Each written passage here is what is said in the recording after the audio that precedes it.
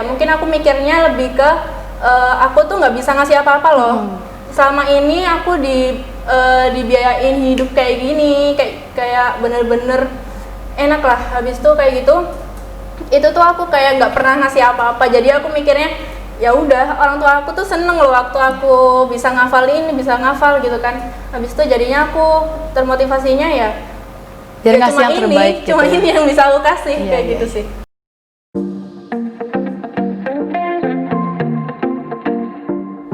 Assalamualaikum warahmatullahi wabarakatuh. Balik lagi di Berisik, Bincang Spiritual Asik. Di episode kali ini, kita udah bersama salah satu alumni Daku Putri Cikarang Angkatan 10 nih. Namanya Uhti Amira Naura Salsabila. Beliau sengaja kita undang di sini karena kita mau bincang-bincang seru banget tentang pengalamannya masuk ke PTN dan juga tentunya tentang pengalaman beliau selama menghafal Al-Quran. Fun fact, Uhti Amira ini masuk PTN lewat jalur yang kalian juga pasti mau banget loh lewat jalur ini, yaitu jalur SNMPTN. Dan satu lagi, Uhti Amira ini adalah salah satu santri terbaik di bidang tahfiz loh. Uhti boleh dulu dong disapa teman-teman yang lagi nonton.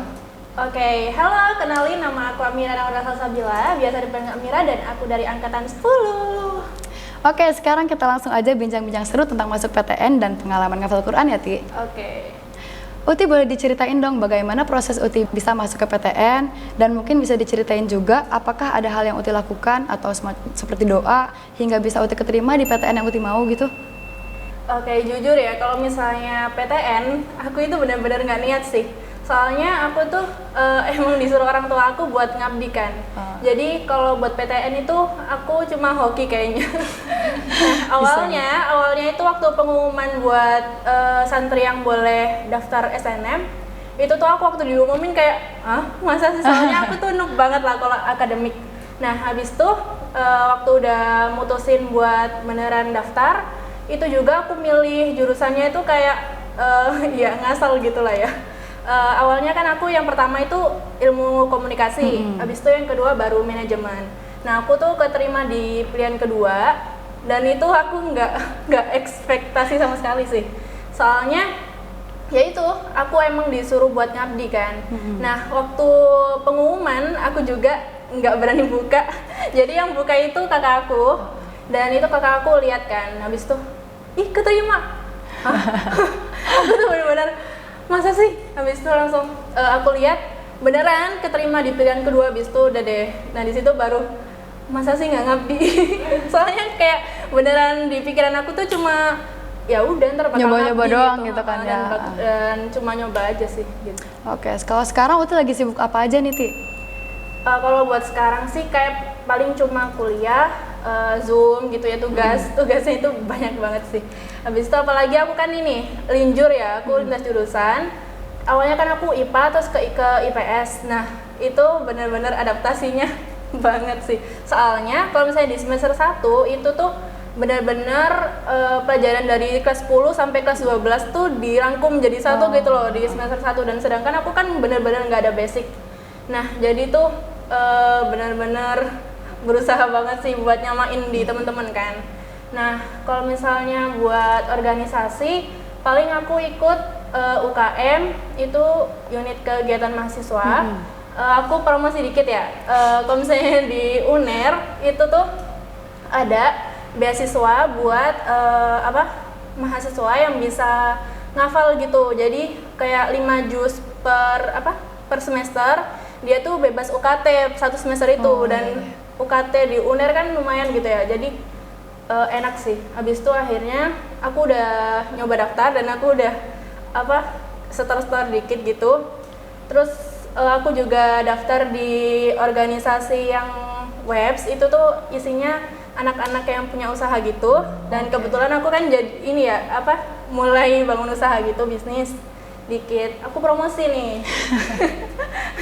Trame hijab, kalian kalau mau cari pasminan nih kayak aku yang pakai itu tuh enak banget pokoknya dipakainya. Boleh nih guys, boleh. Oke, another fun fact nih guys, Uhti Amira ini ternyata sudah menjadi khotimat sejak kelas 1 SMA guys. Iya kan, Ti? Bener. Boleh diceritain dong, Ti, kok bisa menghatamkan Al-Quran dalam kurun waktu 1,5 tahun gitu?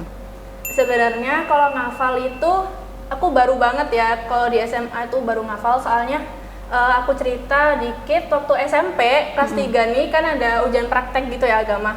Nah itu tuh kita disuruh nyetorin hafalan, dan itu bener-bener hafalnya itu dikit lah kalau bagi kita ini anak daku ya, apalagi udah di luar kepala. Masya Allah. Ar-Rahman cuma 3 ayat, itu aja aku susah banget ngafalinnya, sampai aku bilang ya ke guru agama aku tuh, aku bilang, Pak ini gimana kalau misalnya aku SMA-nya ngafal, aku dapet berapa juz gitu kan. Habis itu akhirnya kata guru agama aku tuh, ya udah bisa pasti bisa, udah jalanin aja gitu kan. Habis itu ya udah, akhirnya aku ngafal kan itu di IDAT. Di IDAT tuh aku ikut wisuda juga ya, yang 15 juz. Jadi aku waktu di sini tuh nggak seberapa ini sih, nggak seberapa kayak dari nol gitu kan waktu di Cikarangnya. Nah itu lumayan juga sih, soalnya aku juga nyelesainnya tuh awalnya kan ada Tafiz Camp.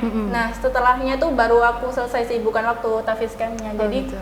Lumayan, tapi ada dukungan dari guru, ustazah aku, ada orang tua juga. Jadi selama menghafal ada nggak sih hal yang Uti lakukan atau doa yang Uti panjatkan biar hafalannya cepat selesai gitu, atau lebih kayak ngafal aja tahu-tahu hatam gitu? itu aku sih, itu aku banget. Kalau misalnya ngafal aja, pokoknya jalanin aja lah, pokoknya sekuatku kayak gimana.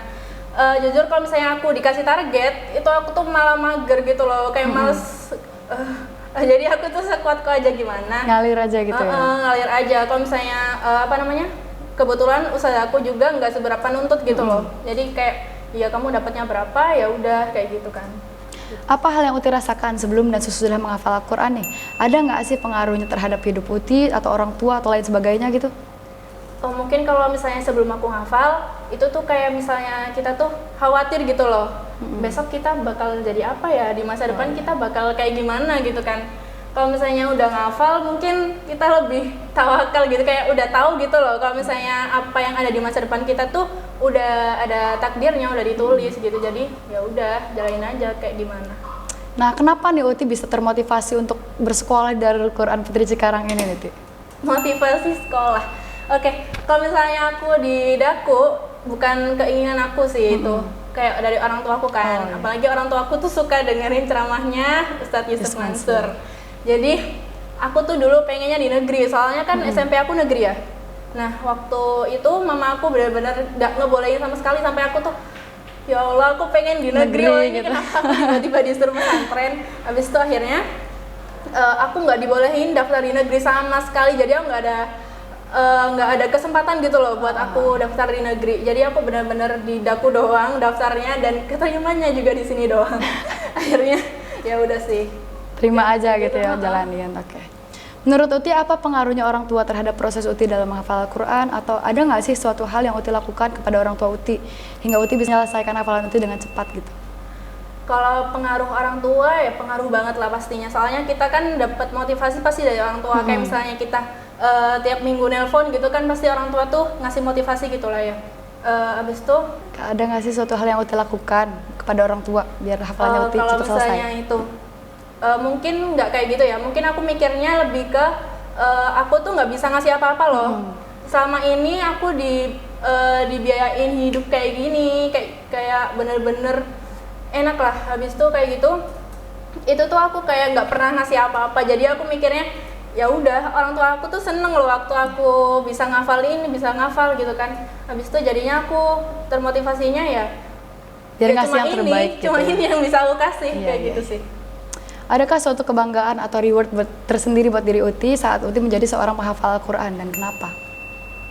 Enggak sih, enggak. Soalnya gini, kalau orang Indonesia kan lebih ngelihat orang itu dari cover ya. Jadi kalau misalnya oh dia penghafal Quran loh, pasti dia tuh akhlaknya baik, semuanya pokoknya baik lah ya, sempurna. Tapi kalau misalnya di aku sih ngerasa aku belum kayak gitu. Jadinya aku tuh nggak enak gitu loh kalau misalnya dikenal orang kalau aku tuh penghafal. Jadi ya udah, aku kayak ya udah kayak orang biasa aja. Oke, karena beberapa hari yang lalu kita kan baru mengadakan wisuda tahfiz nasional tahun 2020 nih, Ti. Kabarnya Uti Amira ini adalah salah satu satri wisudawati WTN tahun 2019 ya, Ti. Boleh di-sharing dong, Ti, ke teman-teman yang lagi nonton. Bagaimana persiapan Uti untuk menuju WTN, gimana deg-degannya tuh waktu Uti mau tes kan ya? Bener. Nah waktu WTN itu kebetulan kita juga lagi jadi pengurus ya, pengurus di pondok. Jadi itu benar-benar bagi waktunya itu agak ribet. Tapi ya udah gitu kan. Soalnya emang tetap ada halakoh gitu loh. Jadi kita tuh mau nggak ngafal juga maunya setor apa gitu kan. Jadinya tetap ngafal. Ya udah. Dan kebetulan waktu tes juga aku itu urutan pertama. Wah. Jadi waktu itu tuh ustadznya bilang, oh ya udah diacak aja gitu kan. Itu urutan aku di pertama padahal, tapi diacak aja. Aku udah ya Allah untung kan ya diacak. Tiba-tiba Amira Naura sama aja dong akhirnya. Ya udah aku tes kan itu. Ya udah alhamdulillah sih akhirnya. Karena aku duluan, jadi aku tuh juga lega duluan gitu loh. Jadi ya udah. Lancar alhamdulillah juga ya pas tesnya. Udah kebanyakan pertanyaan nih guys kayaknya. Terus kayaknya kurang afdol juga nih kalau kita nggak dengar suara seorang penghafal Quran lagi ngaji. Boleh dong ngaji dikit buat teman-teman yang lagi nonton juga. Ayat favorit Uti deh dalam Al-Quran. Kalau ayat favorit pastinya semua favorit ya, tapi aku mau bacain surat yang menurut orang-orang itu paling susah gitu ya dihafalinnya. Kita coba surat Yusuf aja ya.